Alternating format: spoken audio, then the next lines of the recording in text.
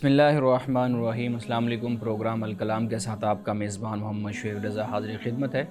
नाज़रीन किराम, प्रोग्राम के पहले हिस्सा में हम कुरान करीम की कुछ आयात को समझने की कोशिश करते हैं और दूसरे हिस्सा में अपने आहद के नुमाइंदा सियासी, समाजी, मजहबी मौज़ूआत पर पैदा होने वाले सवालात के जवाबात एक नए नुक्ता नज़र से जानने की कोशिश करते हैं। हस्ब साबिक हमारे साथ शरीक गुफ्तगू हैं मोहतरम जनाब अमानत रसूल साहब। अमानत साहब, बहुत शुक्रिया आपके वक्त का। मेरी मुआवनत के लिए मौजूद है जनाब अहमद बिलाल। अहमद, बहुत शुक्रिया आपके वक्त का। नाज़रीन करम, आपकी स्क्रीन पे हमारा व्हाट्सएप नंबर आ रहा होगा, आप अपने सवालात उस व्हाट्सएप नंबर पर भेज सकते हैं। हम इंशाल्लाह आपके सवालात को ज़रूर एड्रेस करेंगे। गुज़िश्ता प्रोग्राम में हम गुफ्तगू कर रहे थे सूरह ताहा में, और सूरह ताहा में जहाँ पे हज़रत मूसा अलैहिस्सलाम और फ़िरौन का ज़िक्र है। हज़रत मूसा अलैहिस्सलाम फ़िरौन के दरबार में गए और अल्लाह रब्बुल इज़्ज़त की वहदानियत का उसको दर्स दिया। ये वाक़या चल रहा था। मैं जनाब अमानत रसूल साहब से गुजारिश करूँगा कि अपने गुफ्तगू का आगाज़ कीजिएगा। बिस्मिल्लाहिर्रहमानिर्रहीम। नाज़रीन किराम, आज सूरत ताहा की आयत नंबर 83 से हम आगाज़ कर रहे हैं और 83 से एक वाक़े को बयान किया जा रहा है और बड़े इख्तसार के साथ बयान किया जा रहा है। और वो ये कि हज़रत मूसा अलैहिस्सलाम को अल्लाह सुब्हानहू व तआला ने कोह तूर पे ही रिसालत और नबूवत का मर्तबा अता फ़रमाया था। अब दूसरी मर्तबा हज़रत मूसा अलैहिस्सलाम को वही की गई तौरात के लेने के लिए। आप जब फ़िरौन के शिकंजे से और उससे बनी इसराइल को लेकर निकले थे और दरिया से आप गुज़र गए और दरिया में फ़िरौन और उसका लश्कर तबाह हो गया, हलाक हो गया। तो जब आप गुज़र गए तो उसके बाद फिर आप का जो रास्ता था, आपकी जो मंजिल थी, वो कोह तूर के आप वहाँ पर पहुँचे और फिर तौरात आपको अहकाम के लिए दी जाए। हज़रत मूसा अलैहिस्सलाम के साथ आपकी कौम भी साथ साथ थी सफ़र में। तो हज़रत मूसा अलैहिस्सलाम अपनी कौम को छोड़कर पहले अल्लाह सुब्हानहू व तआला की बारगाह में पहुँचे। अब यहाँ पे ये फरमाया जा रहा है कि वमा अअजलका अन कौमिक या मूसा, क्या मूसा अपनी कौम को छोड़कर जल्द आने पर तुम्हें किस चीज़ ने उभारा, यानी किस वजह से कौम को पीछे छोड़कर आप जल्दी जल्दी हमारे पास आ गए। हज़रत मूसा अलैहिस्सलाम ने फरमाया कि हुम उलाई अला असरी व अजिलतु इलैका रब्बी लितरदा। फरमाया कि वो लोग भी मेरे पीछे ही हैं, यानी मेरे पीछे पीछे आ रहे हैं और मैं ए मेरे रब तेरी तरफ जल्द आ गया ताकि तू राज़ी हो। अब यहाँ पे एक बात समझने वाली है, वो ये है कि हज़रत मूसा अलैहिस्सलाम अपनी कौम के साथ थे और आप अपनी कौम से पहले अल्लाह की बारगाह में पहुँच गए। ये शौक़ होता है, जज्बा होता है कि अंबिया अलैहिमुस्सलाम कोई ऐसा कदम अगर उठाते हैं तो उसमें हवाए नफ्स नहीं होती, यानी उनकी ख्वाहिशात, उनकी लालच, हिर्स, ये चीज़ शामिल नहीं होती। ये गैर नबी के अवारिज़ हैं और ये उसके मसाइल हैं।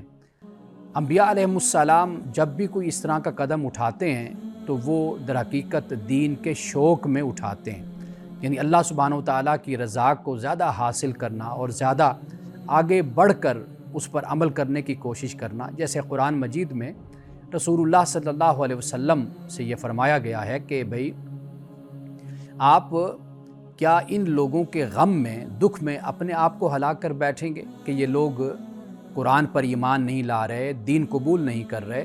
तो ये एक पैगंबर का जज्बा होता है, एक शौक़ होता है कि जिस बुनियाद पर वो ज़्यादा से ज़्यादा आगे बढ़ने की और हिम्मत दिखाने की और अल्लाह के हुक्म पर और अल्लाह के खुशनुदी के लिए ज़्यादा से ज़्यादा कुछ कर दिखाने की कोशिश करता है। लेकिन अंबिया अलैहिमुस्सलाम को अल्लाह सुब्हानहू व तआला जो ताकीद फरमाता है और जो आप कह लीजिए कि सरजनिश की जाती है, तो उसके पीछे दर हकीकत यही पहलू होता है कि बताना ये मकसूद होता है कि जितना अल्लाह का आपको हुक्म दिया गया आप उस पर अमल करें। ये बुनियादी बात, ताकि फिर उम्मत जो देखने वाली है वो भी अपने आप को दीन के दायरे में ही रखे। उम्मत मुमकिन है, यानी कोई फ़र्द, कोई मुसलमान, कोई इंसान हवाए नफ्स की वजह से, अपनी ख्वाहिशात की वजह से, कोई अल्लाह सुब्हानहू व तआला के किसी کہ حکم میں کوئی غلو کرے، کوئی مبالغہ آرائی کرے، حد سے بڑھے یا پیچھے رہ جائے، لیکن پیغمبر کی یہ شان نہیں، یہ مرتبہ نہیں ہے۔ پیغمبر جو بھی کرتا ہے وہ در حقیقت اللہ کی خوشنودی کے لیے، کئی دفعہ اللہ کے حکم پر عمل کرتے ہوئے اس سے بڑھ کر کچھ کر دکھانے کی طلب رکھتا ہے اور خواہش رکھتا ہے۔ تو یہاں پہ حضرت موسیٰ علیہ السلام کو اسی حوالے سے یہ کہا گیا کہ وَمَا أَعْجَلَكَ عَنْ قَوْمِكَ يَا موسیٰ، کہ کس وجہ سے بھئی تم اپنی قوم کو چھوڑ کر ہمارے پاس جلدی آ گئے ہو، تو اس کی وجہ کیا ہے؟ حضرت موسیٰ علیہ السلام نے عرض کی کہ مولا میری قوم تو میرے پیچھے آ رہی ہے، میں اس لیے جلدی سے تیری بارگاہ میں آیا کہ لِتَرْضَىٰ، تاکہ تو خوش ہو جائے، تو راضی ہو جائے۔ تو یہ بات ہمیں یہ نقطہ بتاتی ہے کہ حضرت موسیٰ علیہ السلام نے اگر ایسا کیا تو اللہ سبحانہ و تعالیٰ کی خوشنودی اور اس کی رضا کو حاصل کرنے کے لیے کیا۔ اب آگے قرآن مجید کہتا ہے کہ قَالَ فَإِنَّا قَدْ فَتَنَّا قَوْمَكَ مِن بَعْدِكَ وَأَضَلَّهُمُ السَّامِرِيُّ، پھر اس کے بعد ہم نے تمہاری قوم کو تمہارے بعد ایک فتنے میں ڈال دیا اور سامری نے اس کو گمراہ کر دیا۔ حضرت موسیٰ علیہ السلام تو اللہ کی بارگاہ میں تورات کے لیے پہنچ گئے، قوم پیچھے رہ گئی۔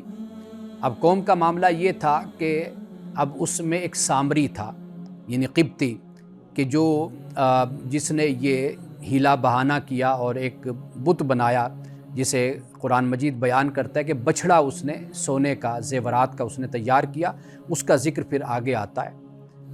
اب حضرت موسیٰ علیہ السلام کو تورات دے دی گئی، اور پھر اس کے بعد حضرت موسیٰ علیہ السلام واپس اپنی قوم کی طرف پلٹتے ہیں، یعنی قوم پیچھے رہ گئی تھی، آپ اللہ کی بارگاہ میں آئے، اللہ نے آپ کو تورات دی، آپ پھر اس کے بعد جب واپس گئے تو قوم کی حالت کیا تھی؟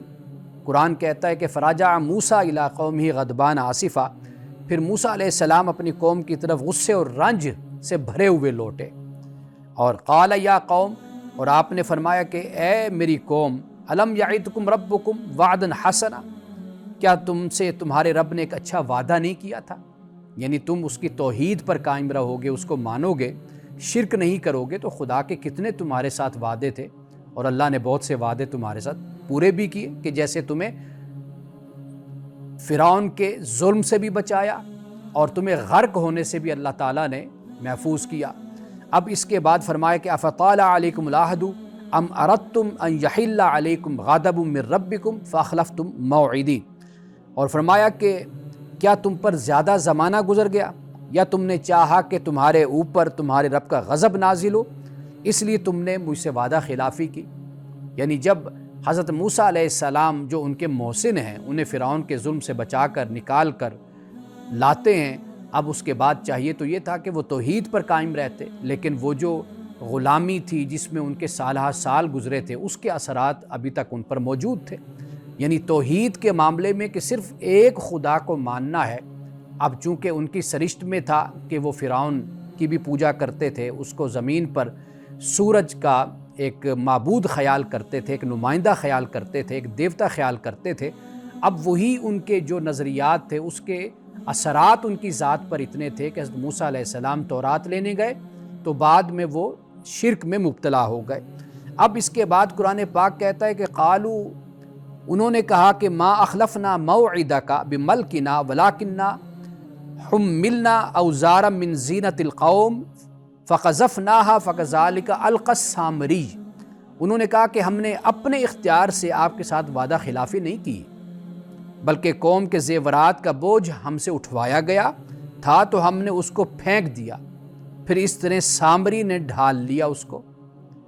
اب ایسے ہوا کہ جو خواتین تھی، جو عورتیں تھیں، ان کے پاس بڑے بڑے زیورات تھے، بھاری زیورات لے کر وہ وہاں سے مصر سے نکلی تھی، کہ جیسے کوئی شخص ہجرت کرتا ہے تو وہ اپنے گھر سے جو اٹھا سکتا ہے مال و متاع وہ اٹھا لیتا ہے، تو عورتوں نے اٹھا لیا۔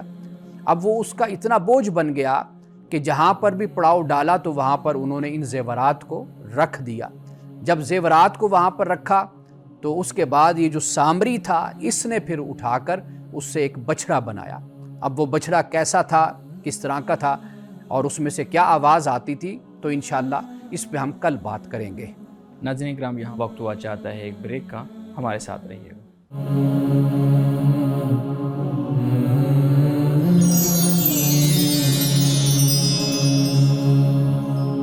ویلکم بیک ناظرین، مولانا صاحب بہت شکریہ یہ جو قصہ ہے خاص طور پہ حضرت موسیٰ علیہ السلام کا اور فرعون کا اور باقی جتنے بھی کریکٹرز ہیں، یہ ایک دلچسپی والا بھی ہے، اور پھر جو بنی اسرائیل پہ اللہ رب العزت نے انعامات کیے، پھر جو ان کے قرآن کریم کے اندر مختلف عذاب جو بیان کیے گئے ہیں، بہت دلچسپ قصہ ہے۔ یہاں پہ جو ہم نے کل کے پروگرام میں بات کی تھی، اس حوالے سے ایک میرا سوال ہے آپ کے سامنے رکھتا ہوں۔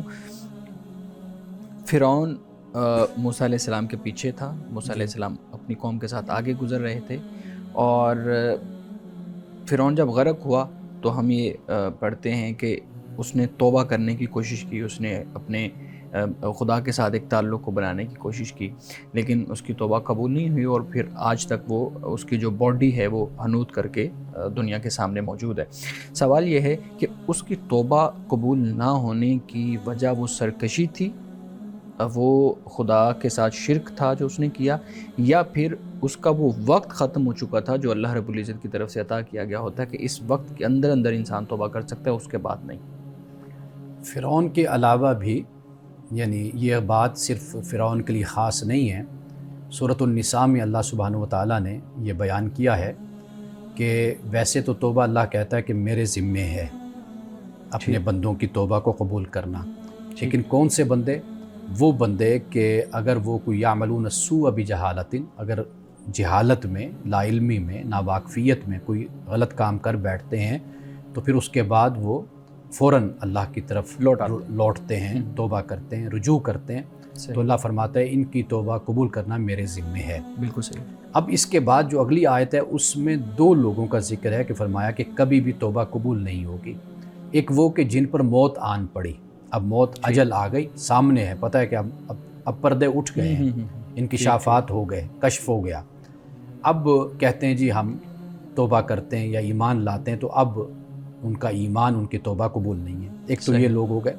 دوسرے وہ جو حالت کفر میں مرتے ہیں، یہ دو لوگ ہیں، یعنی جن کی زندگی کفر پر مبنی ہے تو ان کی توبہ بھی قبول نہیں ہوتی۔ یہ دو لوگ ہیں کہ جن کے بارے میں قرآن پاک نے واضح طور پر بیان کر دیا۔ صحیح۔ تو واضح بات ہے کہ جب ہم ایمان بالغیب کی بات کرتے ہیں وہ یہی ہے کہ آپ بن دیکھے آپ مان رہے ہیں، غیب میں آپ مانتے ہیں۔ اب جب انسان مرتا ہے، موت سامنے ہے، پتہ ہے کہ اب میری فنا کا سفر شروع ہو گیا، میں جن چیزوں کو ایک مانتا تھا وہ ایک وہم نکلے ہیں، ایک خیال نکلا ہے، اس کا کوئی حقیقی تصور نہیں ہے، اصل اب وہی کچھ ہے جو قرآن نے بیان کیا، جو انبیاء علیہ السلام جس کے بارے میں مجھے خبردار کرتے رہے، وہ بات سچ تھی، وہی بات حق تھی۔ اب جب سب کچھ اس کے سامنے نظر آ گیا، مثال کے طور پر قیامت کے روز بھی لوگ یہ چاہیں گے کہ بھئی ہمیں واپس دنیا میں لوٹا دیا جائے، پھر ہم ایمان لے آئیں گے، یا یہاں پر ہم اب مانتے ہیں اللہ تجھے، تو اللہ فرمائے گا نہیں، دیکھا ہوا ایمان قبول نہیں ہے، بن دیکھے مانو۔ بالکل صحیح۔ تو یہ وہ معاملہ ہے جو فرعون کے ساتھ قرآن مجید میں نقل ہوا۔ فرعون تو صرف ایک کردار ہو گیا نا، مثال، لیکن جو قانون ہے وہ قانون یہی ہے جو میں نے بیان کیا ہے، جو سب کے لیے ہے۔ بالکل ٹھیک ہے۔ اچھا مانی صاحب، آپ نے بیان کیا کہ یہ دو لوگوں کا ذکر ہے سورہ نساء کے اندر، قرآن کریم اس کو بیان کرتا ہے۔ ہم دیکھتے ہیں کہ بہت سی احادیث، بہت سی روایات ہمارے سامنے آتی ہیں، مختلف ایام کو اگر ہم دیکھ لیں، جیسے شب برات ہے، شب قدر ہے، یا مختلف ایام ہیں، اس حوالے سے بھی یہ کہا جاتا ہے کہ آج کے دن ہر شخص کی توبہ قبول ہے، اس بندے کی توبہ قبول نہیں ہے۔ تو اس طرح کی روایات کے اوپر آپ کی کیا رائے ہے؟ دیکھیے، یہ بات نہیں ہے کہ توبہ قبول نہیں ہے، بات یہ ہے کہ ان لوگوں کو اللہ تعالیٰ معاف نہیں کرے گا، بخشے گا نہیں، یہ لوگ جنت میں نہیں جا سکیں گے، یہ لوگ جہنم میں جائیں گے، اس چیز کا ذکر ہوتا ہے۔ یہ نہیں ہے کہ توبہ قبول نہیں ہے، توبہ تو ہر شخص کی قبول ہے، لیکن ایسا ہوتا ہے نا، مثال کے طور پر ایک شخص ہے کہ جو سود خور ہے، اب ایسا شخص توبہ نہیں کر رہا اور سود خور ہے، تو ایسے شخص کو اللہ تعالیٰ کبھی بھی معاف نہیں کرے گا۔ یعنی آپ اس کی دو صورتیں بنا لیں۔ قرآن پاک نے اس کو اس طرح بیان کیا کہ ان تجتنبوا کبائر ما تنہون عنہ نکفر عنکم سیئاتکم، کہ بھئی اگر تم اپنے آپ کو بچاؤ بڑے گناہوں سے تو اللہ پاک فرماتا ہے چھوٹے گناہ میں معاف کر دوں گا، ان کو مٹا دوں گا۔ تو یہ اصل معاملہ ہے کہ جن راتوں کی آپ فضیلت کی بات کر رہے ہیں، دیکھیے پہلی بات تو یہ یاد رکھیے کہ ان کی فضیلتوں کے حوالے سے بھی اکثر جو روایات ہیں یا تو وہ موضوع ہیں یا وہ ضعیف ہیں، کمزور ہیں، اکثر روایات ایسی ہیں۔ صحیح۔ اگر پھر بھی ہم یہ مان لیتے ہیں کہ بھئی کوئی روایات درست بھی ہیں، صحیح بھی، صحت کے درجے پر ہیں، تو وہاں پر پھر ہم یہ کہیں گے کہ بھئی جو شخص توبہ کرتا ہے وہ تو توبہ اس کی ہر حال میں قبول ہے، چاہے بڑے سے بڑا گناہ بھی ہو.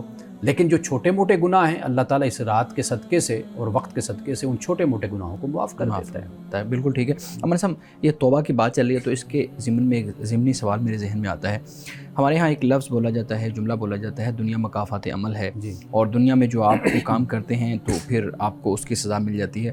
اگر ہم اس کی مثال لیں تو ہمارے ہاں جیسے کوئی زنا کا معاملہ ہوتا ہے، کوئی کسی کے ساتھ غلط کاری کا معاملہ ہوتا ہے، یا آپ کسی کا حق مارنے کی بات کرتے ہیں، تو اس میں پھر یہ ہوتا ہے کہ والدین نے اگر یہ کام کیا ہے تو اس کی اولاد میں سے اگر کسی نے وہ کام کر دیا تو پھر لوگ کہتے ہیں جی والدین نے کیا تھا تو اب یہ اس کے ذمہ قرض ہے، اس کی اولاد اس طریقے سے اس کو چکائے گی. یعنی ایک گناہ پہلے ہوا ہے اور پھر اولاد کے ساتھ اس گناہ کو چھوڑ دیا جاتا ہے کہ اس کی اولاد ضرور ایسا کرے گی. سوال میرا یہ ہے کہ یہ مکافاتی عمل کا کیا مطلب ہے، اور یہ کیسا قانون ہے کہ گناہ کوئی اور کر رہا ہے اس کی سزا کسی اور کو مل رہی ہے؟ دیکھیے پہلی بات تو یہ ہے کہ یہ سب باتیں ہمارے ہاں رائج ہیں، ہمارے ہاں سنی سنائی ہیں، روایت کی جاتی ہیں. ہمارے وہ بزرگ کہتے تھے نا کہ صدری علم ہے، یہ سینہ بسینہ علم چلتا ہے. تو یہ جو سینہ بسینہ علم چل رہا ہے نا، اس کو ہم شریعت پر، دین پر اس کو پرکھ کر ہم دیکھیں گے کہ آیا کہ یہ بات درست ہے یا نہیں ہے. ایک تو یہ بات ہے. بالکل صحیح. دوسری بات یہ ہے کہ اگر کوئی شخص ایسا بد کردار ہوتا ہے، وہ جب ایک گناہ کا کام کرتا ہے، غلط کام کرتا ہے، وہ اتفاق سے کسی بیماری کا شکار ہو جاتا ہے، کسی مرض میں مبتلا ہو جاتا ہے، ہماری طرف سے یہ کہا جاتا ہے کہ یہ شخص ایسا ہے نا تو دیکھیں اس کو یہ سزا مل رہی. جبکہ یہ دیکھنے کے بجائے ہمیں نہیں پتہ کہ اس نے خدا کی بارگاہ میں توبہ کر لی ہو، اللہ سے معافی مانگ لی ہو. تکلیف کا آنا یہ اللہ کے بڑے نیک بندوں کی زندگیوں میں بھی بڑی تکلیفیں آتی ہیں، اور انبیاء علیہ السلام کی زندگی میں بھی بڑی تکالیف آتی ہیں. حضرت ایوب کو آپ دیکھ لیجئے، صبر ایوب کی مثال دی جاتی ہے. اور اس کے علاوہ اللہ کے بہت سے نیک بندے، ان کی زندگی میں تکالیف آتی ہیں. تو اس کو معیار کبھی نہیں بنایا جا سکتا. ہاں یہ ہے کہ اگر ایک شخص بدکار ہے یا ظالم رہا ہے، کسی دور میں ڈاکو چور رہا ہے، تو اس کو زندگی میں کوئی نہ کوئی صورت اگر ایسی بنتی ہے تو وہ خدا کی طرف سے اس کے لیے ایک لحاظ سے رحمت ہوتے کہ اللہ تعالیٰ اس کو معاف کر دے گا. گویا کہ اس نے دنیا میں ہی اپنے جرم کی یا گناہ کی سزا اس نے پا لی ہے. لیکن مکافات عمل ایک دوسری صورت یہ ہوتی ہے کہ آپ کے ملک کا قانون، ریاست کا قانون اتنا سخت ہو کہ کوئی قاتل، کوئی چور، کوئی ڈاکو بچ نہ سکے، تو یہ اس کے لیے پھر مکافات عمل بن جاتا ہے. بالکل صحیح، بہت خوبصورت. اچھا مولانا صاحب، ایک بڑی اہم چیز جو تاریخ اعتبار سے بھی ہے، ہمارے ہاں تفاسیر کے اندر بھی لکھی گئی ہے، یہ فرعون کے غرق ہونے کے حوالے سے. میں ایک تفسیر پڑھ رہا تھا تو اس میں یہ چیز بیان کی گئی ہے کہ جو فرعون کا غرق ہونا اور موسیٰ علیہ السلام کا بچ جانا ہے، یہ اصل میں اس زمانے کے جو اسباب ہیں ان کی وجہ سے ہے کہ جب موسیٰ علیہ السلام پانی سے گزرنے لگے تو وہ قدرتی طور پہ پانی کی جو مقدار ہے وہ کم تھی اور موسیٰ علیہ السلام گزر گئے. لیکن جب فرعون گزرنے لگا تو وہ پانی کی مقدار جو ہے وہ برف کے پگھلنے کی وجہ سے زیادہ ہوئی تو وہ پانی زیادہ ہو گیا. اور یہ میں نے پڑھا ہے تفسیر کے اندر، آج ہی میں پڑھ رہا تھا تو میں بڑا حیران ہوا کہ اس کو کس طریقے سے جھٹلایا جا رہا ہے. کیا یہ جو نقطہ نظر ہے آپ کی اس پہ کیا رائے ہے؟ دیکھیے قرآن مجید جہاں پہ اس کو بیان کرتا ہے آپ اس کو پڑھ کر دیکھ لیں. قرآن مجید ایک معجزہ کی صورت میں اس کو بیان کرتا ہے. سر سید احمد خان صاحب ہو گئے ہمارے ہاں، انہوں نے اس طرح کی تفاسیر ان کی ہے، بیان کی ہے، تعویل کی ہے. اور اس کے علاوہ غلام احمد پرویز صاحب ہیں، انہوں نے بھی اس طرح کی ہے. لیکن آپ قرآن کے اندر رہ کر قرآن کے ان مقامات کو آپ دیکھیں تو خود معلوم ہوتا ہے جس انداز سے اللہ پاک اس کو بیان کر رہا ہے. اور پھر یہ دیکھیے کہ فرعون غرق بھی اس میں ہو جاتا ہے اور حضرت موسیٰ علیہ السلام نکل جاتے ہیں. اور قرآن پاک جس طرح بیان کرتا ہے کہ نجات دی حضرت موسیٰ کو، بنی اسرائیل کو، یہ جو الفاظ اور انداز اور اسلوب ہے یہ خود اس بات کو متعین کرتا ہے کہ یہ ایک غیر معمولی واقعہ رونما ہوا تھا حضرت موسیٰ علیہ السلام کے رسول اور نبی ہونے کی حیثیت سے. یہ ایک معجزہ تھا. تو باقی جو عقل کی پیروی کرنے والے ہیں اس حد تک کہ وہ معجزات کا بھی انکار کرتے ہیں، وہ کسی طرح بھی اس کو پھر جسٹیفائی کر سکتے ہیں. بالکل ٹھیک. नाज़रीन इकराम, यहाँ वक्त हुआ चाहता है एक ब्रेक का, हमारे साथ रहिए।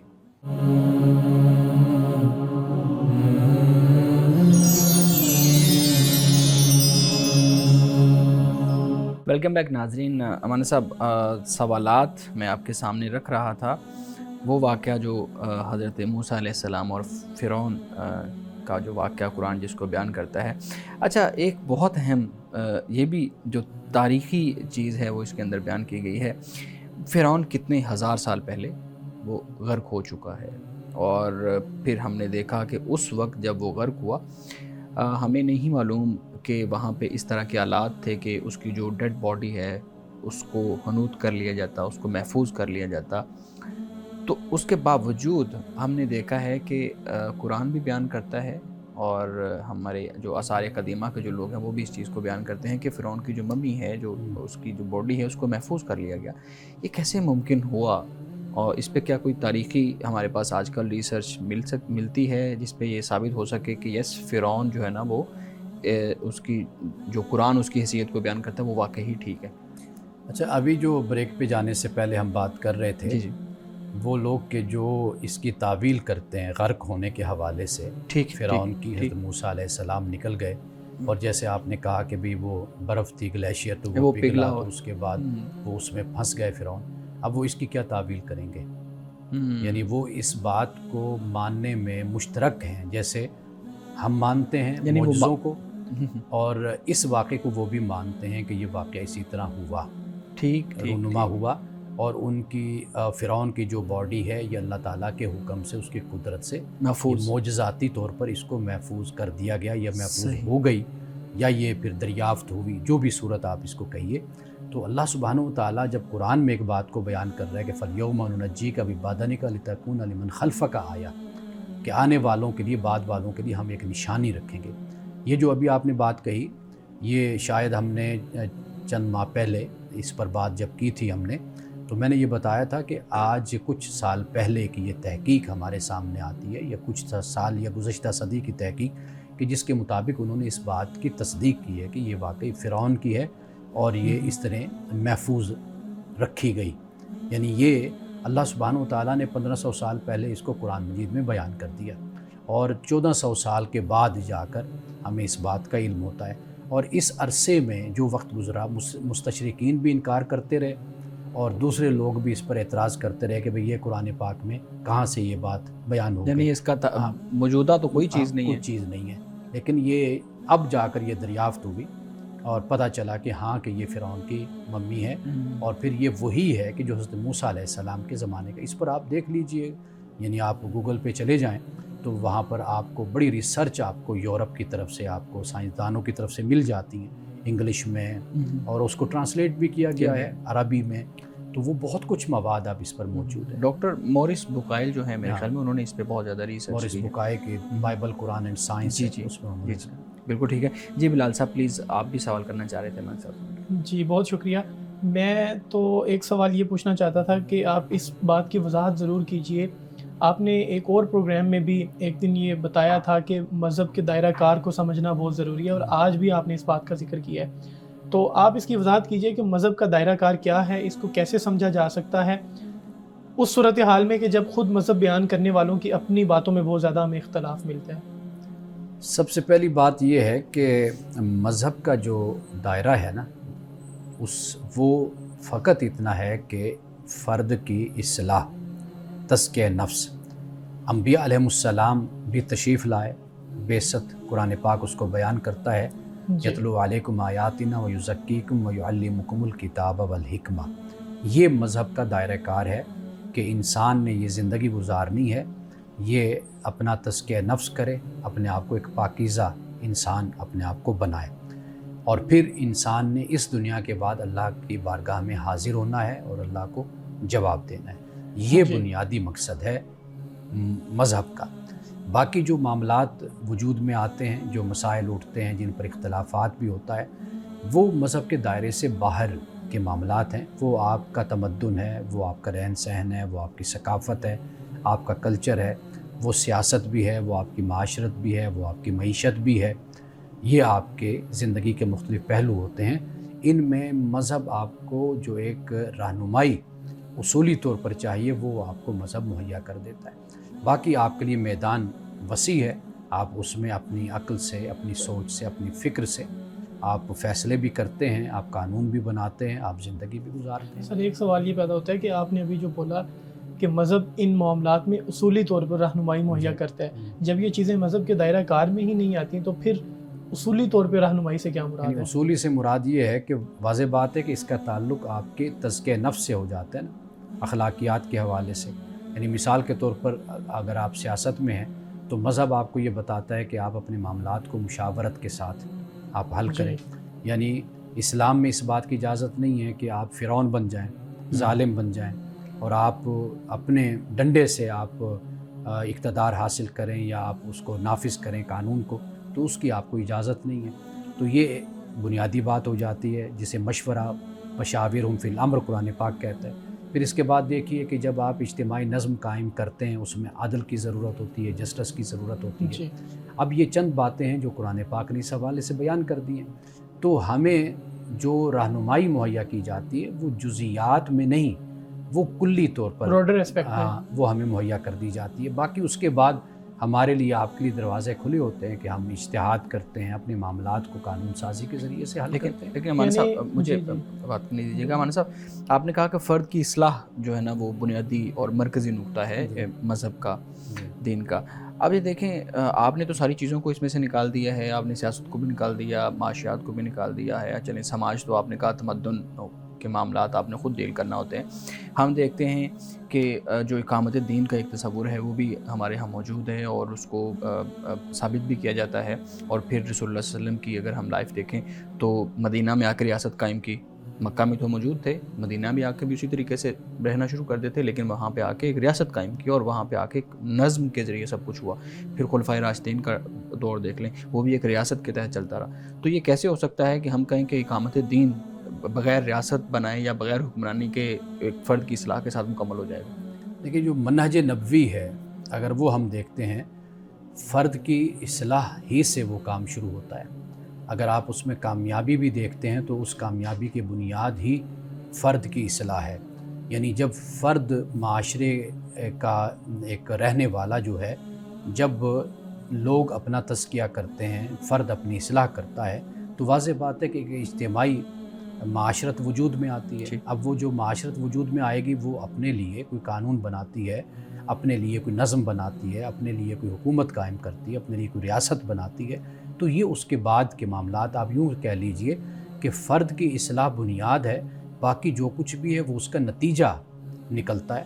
ہم اگر ناکام ہیں ایک اچھا معاشرہ قائم کرنے میں، اس کی بنیادی وجہ کیا ہے؟ اس کی بنیادی وجہ یہی ہے کہ فرد کی اصلاح کو اگنور کیا گیا اور اجتماعیت کو قائم کرنے کی کوشش کی گئی بغیر اصلاح کے، جس کی وجہ سے آج 77 سال ہونے والے ہیں پاکستان، اس سے بھی زیادہ وقت ہو گیا، ہم مسلمان پاکستان میں بھی ایک ایسا معاشرہ قائم نہیں کر سکے، ایک حکومت بھی ایسی قائم نہیں کر سکے۔ تو اس کی وجہ یہی ہے بنیادی طور پر کہ رسول اللہ صلی اللہ علیہ وسلم نے جو 13 سال مکہ کے آپ دیکھ لیجئے، پھر مدینہ آپ دیکھ لیجئے، کہ افراد تیار کیے تھے، افراد سازی ہوئی تھی، وہی افراد پھر آگے حکومت میں تھے، وہی سیاست میں تھے، وہی معاشرت میں۔ لیکن ہمارے صاحب ابتدائی طور پہ تو فرد سے ہی آغاز کیا جاتا ہے، کسی بھی تحریک کا یا کسی بھی ایک جو موومنٹ ہوتی ہے اس کا آغاز تو فرد سے ہی ہوتا ہے۔ اس میں تو آپ نے بالکل بات ٹھیک کی ہے، اس میں تو کوئی شک نہیں ہے۔ لیکن ہم دیکھتے ہیں کہ وہ افراد کی ایک جماعت جب گروہ بنتا گیا تو پھر اس کا اختتام ریاست کی بنیاد پہ ہوا تھا۔ تو میں سمجھنے سے جو ہے نا وہ مجھے یہ چیز مشکل ہو رہی ہے کہ کیسے رسول اللہ صلی اللہ علیہ وسلم نے جب ایک ریاست قائم کی ہے تو پھر اس کو کیسے ڈینائی کیا جا سکتا ہے کہ نہیں صرف ایک فرد کی اگر آپ اصلاح کر دیں گے تو دین کا مقصد پورا ہو جائے گا؟ میں نے وہی عرض کیا نا کہ فرد کا ظہور اجتماعیت میں ہوتا ہے نا۔ حضرت ابو بکر ہیں، عمر ہیں، عثمان ہیں، علی ہیں اور دیگر صحابہ ہیں، وہ فرد ہیں نا، ان کا تزکیہ ہوا، ان کی اخلاقی اصلاح ہوئی، ان کی تربیت ہوئی، خدا خوفی ان میں پیدا ہوئی، خشیت الہی پیدا ہوئی، وہ دوسروں کے حقوق کے خیال رکھنے والے تھے، ظلم کرنے والے نہیں تھے، اپنے گھر کو سنبھالنے والے لوگ تھے، ذمہ داریوں کو اچھے طریقے سے ادا کرنے والے لوگ تھے، خدا کا حق بھی، بندوں کا حق بھی دیتے تھے۔ اب یہ جو افراد تیار ہوئے، جب ان کے ذریعے سے ایک اجتماعیت وجود میں آئی تو وہ خود بخود اس کا پھر تقاضا کرتی ہے کہ دین کے مطابق، واضح بات ہے کہ صحابہ کی جو اجتماعیت ہے یا مسلمانوں کی کوئی اجتماعیت وجود میں آتی ہے تو وہ دین کے مطابق ہی اپنے نظام کو لے کر چلے گی نا۔ تو بنیاد یہاں سے شروع ہوتی ہے۔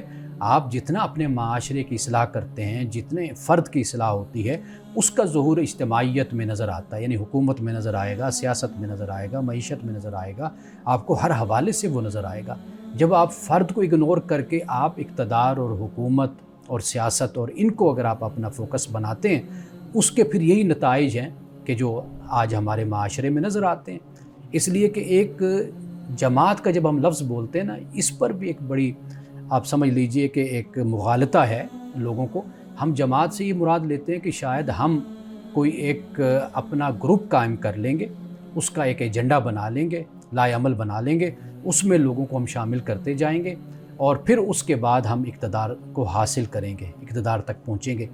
میں نے پہلے بھی شاید کسی پروگرام میں اس بات کا ذکر کیا تھا کہ ہم سارے جو جماعت مسلمین ہیں، ایک جماعت جو رسول اللہ نے قائم فرمائی تھی، ہم اس کے فرد ہیں۔ رسول اللہ کے زمانے میں آپ کے بعد مسلمانوں میں کوئی جماعتیں نہیں بن گئی تھیں کہ ہر کسی نے اپنی اپنی جماعت کو بنا لیا۔ ان کے لیے پوری امت جو ان سی تھی وہ ایک جماعت تھی، تو وہ اس کو لے کر پھر آگے چلے تھے۔ اب ہمارا جو زوال ہے یا ناکامی کی وجہ یہ ہے کہ ہماری مذہبی جماعتیں ہوں، وہ یہ سمجھتی ہیں کہ ہم ایک جماعت بنائیں گے، اس میں لوگوں کو شامل کریں گے، یہ وہ جماعت ہوگی جو ذکر ہمیں حدیثوں میں ملتا ہے، رسول اللہ نے جماعت بیان فرمائی، تو ہم اس کو اپنے اپنے گروپوں کو ہم یہ سمجھتے ہیں کہ یہ وہ جماعت ہے۔ تو یہ وہ جماعت نہیں ہے۔ جماعت مسلمین جس میں ساری امت شامل ہوتی ہے، اس میں آپ نے اپنا حصہ ملانا ہوتا ہے۔ جہاں پر جس خطے میں جس جگہ پر اگر مسلمانوں کی ایک جماعت ایسی تیار ہو جاتی ہے، مسلمان ایسے افراد تیار ہو جاتے ہیں کہ جن کی جھلک پھر اجتماعیت میں سیاست میں نظر آتی ہے، تو پھر وہی جس طرح کا اقتدار قائم کریں گے، وہ اس کا آغاز پھر فرد سے ہوا، اور انہوں نے واضح بات ہے کہ دین کے مطابق ہی زندگی گزارنی ہے، دین کے مطابق ہی قانون پھر بنانا ہے۔ ناظرین کرام، یہاں وقت ہوا چاہتا ہے ایک بریک کا، ہمارے ساتھ رہیے گا۔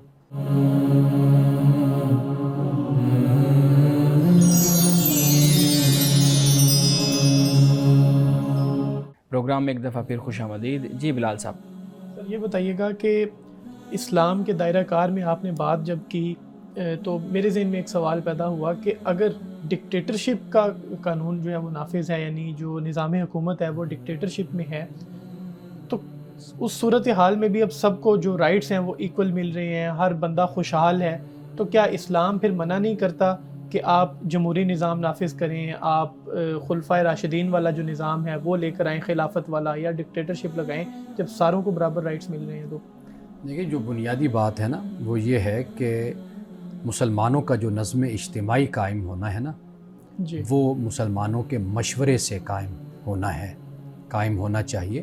اسی کی تعلیم دی گئی ہے، اس لیے کہ جو مشاورت ہے اس کی بڑی اہمیت ہے۔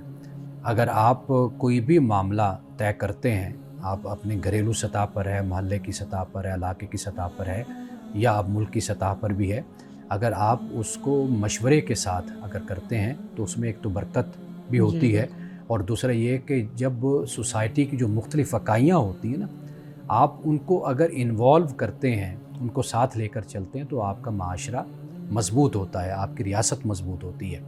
اگر اس طرح جو ڈکٹیٹرشپ ہوتی ہے نا، آمریت، آج کے دور میں خاص طور پر اس کے بہت برے اثرات مرتب ہوتے ہیں۔ آپ پاکستان کو مد نظر رکھ لیں یا اس ملک کو مد نظر رکھ لیں کہ جہاں پر آمریت ہوتی ہے، وہاں پر یہ ہوتا ہے کہ آپ کوئی اکائی، کوئی صوبہ، کوئی برادری، کوئی لوگ، خاص خطے سے تعلق رکھنے والے، خاص قوم کے لوگ وہ ناراض ہوتے ہیں۔ آپ جب سیاست میں ہوتے ہیں نا، مشاورت کے ساتھ چل رہے ہوتے ہیں، تو آپ سب کو انگیج کر رہے ہوتے ہیں۔ یہ جو جسے آپ ڈیموکریسی کہتے ہیں، ڈیموکریسی یہ کیا چیز ہے؟ یہ وہی ہے کہ آپ کے ہر محلے میں، ہر علاقے میں، ہر جگہ پر لوگ انوالو ہوتے ہیں، نمائندہ ہوتے ہیں، وہ ووٹ دیتے ہیں، سارے ایک حکومت کو، ایک جماعت کو، پارٹی کو منتخب کرتے ہیں۔ وہ پھر سارے مل کر، کیونکہ ان کے جو سینٹیمنٹس ہوتے ہیں، ان کے جو جذبات ہوتے ہیں، وہ اس کے ساتھ جڑ جاتے ہیں حکومت کے ساتھ، تو اس طریقے سے ایک اتحاد، ایک اتفاق، ایک یونٹی اور ایک استحکام رہتا ہے۔ اگر یہ چیز نہ ہو نا، تو پھر وہ استحکام ختم ہو جاتا ہے۔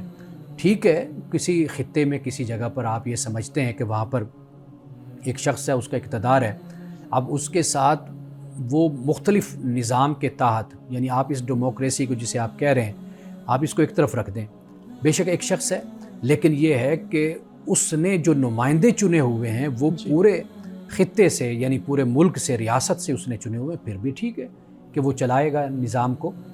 آمریت کا جب ہم لفظ بولتے ہیں ڈکٹیٹرشپ کا، اس کا مطلب یہ ہوتا ہے کہ جسے تغلب اس میں مشورہ نہیں شامل، جس میں تغلب ہوتا ہے، یعنی اوپر سے آ کر کوئی قبضہ کر لیتا ہے، غصب کر لیتا ہے، اپنا اقتدار قائم کر لیتا ہے، یہ ایک دوسری صورت بن جاتی ہے۔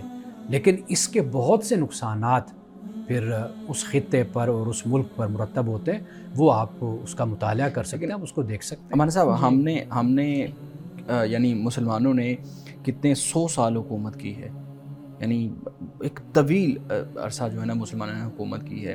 خلفائے راشدین کے بعد چلے ہم وہاں تک کہتے ہیں کہ جی وہ مشاورت والی گورنمنٹ تھی، وہ مشاورت والی خلافت تھی۔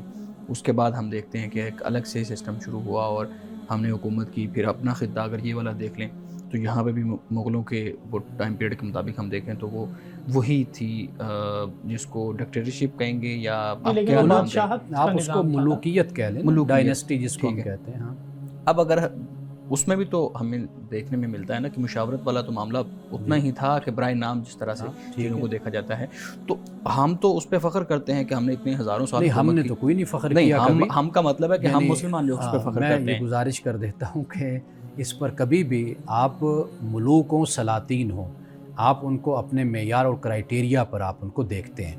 خلافت کی اسلامی تاریخ میں بھی تعریف کی جاتی ہے، خلافت کا ذکر کیا جاتا ہے، ٹھیک ہے۔ ملوکیت کا جب ذکر ہوا، شروع ہوئی ملوکیت، تو اس پر ہمیشہ نقد ہوا، تنقید ہوئی ہے کہ مسلمانوں کا جو اقتدار ہے وہ مسلمانوں کی ہی مرضی سے، ان کی منشا سے اور ان کے ہی مشورے سے طے ہونا چاہیے، جس طرح خلافت میں ہوا ہے۔ باقی اس کے بعد اگر یہ اقتدار ایک دنیا کا نظم تھا، اس کے علاوہ اس کے کمپٹیشن میں، اس کے مقابلے میں ہمارے پاس کچھ اور نہیں تھا، یعنی مثال کے طور پر ایران، فارس کو آپ لے لیجئے، آپ کیسر و کسریٰ کو لے لیجئے، آپ دوسری جگہوں پر اقتدار کو دیکھ لیجئے، دنیا پہ حکومت اسی طریقے سے ہو رہی تھی۔ اگر 40 سال کے بعد اگر مسلمانوں نے اپنا طور طریقہ تبدیل کر لیا، تو یہ مسلمان جو اس وقت دنیا میں رائج نظام تھا اس کے مطابق انہوں نے بھی بنا لیا۔ ہم اس کو اپنا سنہری دور، ہم اس کو اپنا سنہری دور، مطلب مسلمان اس کو اپنا سب سے سنہری دور مانتے ہیں اور بڑا عروج رہا ہے۔ دیکھیں آپ اس کو سنہری دور کہہ رہے ہیں، آپ اپنی جگہ پر آپ اس کو سنہری دور کہہ رہے ہیں۔ آپ دیکھیے کہ اس کے بعد جو وقت آیا، ٹھیک ہے کہ کوئی زمانہ، کوئی وقت ایسا گزرا کہ امن قائم ہو گیا، اس میں مسلمانوں کے پاس مال و دولت تھا، مسلمانوں کے پاس استحکام تھا، وہ ایک علیحدہ چیز ہے۔ لیکن جب ایک آپ آئیڈیل ریاست کہتے ہیں، آئیڈیل حکومت کہتے ہیں، وہ ہمیشہ مسلمانوں کی مشاورت اور مسلمانوں کے مشورے کے ساتھ قائم ہوئی، اس کو آئیڈیل کہا گیا۔ باقی ہم اس طریقے سے دیکھ لیتے ہیں کہ جس طرح بڑی برائی چھوٹی برائی کے حوالے سے بڑا شر چھوٹا شر ہم دیکھ لیتے ہیں، اس بنیاد پر مثال کے طور پر کوئی بادشاہ ایسا آیا، حضرت عمر بن عبدالعزیز کو آپ دیکھ لیجئے کہ وہ آئے اور وہ ان کو خلافت راشدہ میں شامل کیا گیا۔ اس کی وجہ کیا تھی کہ انہوں نے بالکل اسی طریقے سے ہی زندگی گزاری تھی۔ اچھا، کئی بادشاہ تاریخ میں ایسے ہیں، جیسے ہارون رشید کی آپ بات کر لیں، آپ مامون کی بات کر لیں، یا مغلیہ دور میں اورنگزیب کا ذکر کیا جاتا ہے، اور بادشاہوں، وہ ایک انفرادی طور پر انہوں نے کوشش کی کہ ہم کوئی ظلم اپنی طرف سے روانہ رکھیں، ہم زیادتی نہ کریں کسی کے ساتھ، اور کوشش انہوں نے کی کہ عدل و انصاف قائم ہو، اسلام کے دیے ہوئے اصول، وہ ایک اپنی جگہ پر کہ جس کی بنیاد پر ان کی تعریف کر دی جاتی ہے۔ لیکن آئیڈیل آپ دیکھ لیجئے، آج 1500 سال کے بعد بھی اگر مسلمان ذکر کرتا ہے تو خلافت کا ذکر کرتا ہے اور اسی کی ہی تعریف کی جاتی ہے۔ سر، میں اس مسئلے کو آپ نے پولیٹیکلی تو بڑا اچھا سمجھا دیا ہے، میں پولیٹکس سے ہٹ کر کلچر پوائنٹ آف ویو سے بات کرنا چاہتا ہوں کہ ہماری ثقافت کے حوالے سے بھی یہ جو مذہب کا دائرہ کار ہے اس کو بھی آپ وضاحت کیجیے۔ جی بالکل، مثال کے طور پر ہم خواتین سے سلام نہیں لیتے، ہاں ہینڈ شیک نہیں کرتے، لیکن کئی ممالک میں کیا جاتا ہے۔ تو اب یہ کلچر کا حصہ ہے اور یہ مذہب کے دائرہ کار میں آئے گا یا نہیں آئے گا؟ دیکھیے، واضح بات ہے کہ یہ چیز آپ کے کلچر میں شامل ہے۔ اب کہیں پر اس کو معیوب سمجھا جاتا ہے تو آپ نہ کریں، کئی جگہوں پہ اگر اس کو معیوب نہیں سمجھا جاتا تو وہاں پر لوگ کرتے ہیں۔ وہ مذہب کے دائرہ کار میں بیان یہ بات واضح ہو گئی نا کہ یہ اصل میں کلچر کا حصہ ہے اور کلچر کے مطابق اس کو ڈیل کرنا چاہیے۔ مولانا صاحب، آج کے حدیثوں اگر تھوڑا سا مذہب بھی اس میں انوالو ہوتا ہے، اس کا تقاضا اخلاقی پھر ہو جاتا ہے، اس بنیاد پر سمجھایا جاتا ہے بالکل، کہ میں بھئی یہی سمجھتا کوئی ایسی صورت نہ بنے کہ جس سے انسان بے راہ روی کا شکار ہو، تو وہاں پر پھر مذہب انوالو ہوتا ہے۔ باقی یہ چیزیں اپنے کلچر سے، اپنی ثقافت سے ان کا تعلق ہوتا ہے۔ امان صاحب آج کی حدیث مبارکہ بیان کیجیے۔ رسول اللہ صلی اللہ علیہ وسلم سے یہ روایت حضرت ابو ہریرہ رضی اللہ تعالیٰ عنہ کرتے ہیں، کہتے ہیں کہ رسول اللہ صلی اللہ علیہ وسلم نے کبھی بھی کھانے میں عیب نہیں نکالا تھا، یعنی کوئی کھانا آپ کے سامنے کوئی ڈش پک کر آتی تھی تو آپ کبھی بھی اس میں سے کوئی عیب نہیں نکالا کرتے تھے، بلکہ الفاظ یہ ہیں کہ ان اشتہاہ اکلہ و ان کرہ ترکہ، کہ اگر آپ صلی اللہ علیہ وسلم کو کھانا پسند ہوتا تو آپ کھا لیا کرتے تھے، ورنہ پھر آپ چھوڑ دیا کرتے تھے۔ تو ناظرین کرام، اس حدیث میں جو ہمیں تعلیم ملتی ہے وہ یہ ہے کہ ہم جیسے دسترخوان پر بیٹھتے ہیں اور ہماری عادت ہوتی ہے موڈ خراب ہو تو پھر کھانے کو ہی ہم برا کہنا شروع کر دیتے ہیں کہ آج کیا پکایا ہے، کوئی ذائقہ نہیں ہے، یہ ہے وہ ہے، بہت باتیں ہم کرتے ہیں، تو یہ اللہ کی نعمت کی ناشکری ہوتی ہے۔ تو لہٰذا اگر کوئی چیز پسند نہیں تو خاموشی اختیار کر لی جائے، جو پسند ہے وہ کھا لیا جائے۔ ناظرین کرام، اس دعا کے ساتھ اپنے پروگرام کا اختتام کریں گے۔ اللہ رب العزت حسن کلام اور تاثیر کلام عطا فرمائے، ہماری زبان کی گروں کو کھول دے اور سننے والوں تک خیر کا پیغام پہنچے۔ اجازت دیجیے، خدا حافظ۔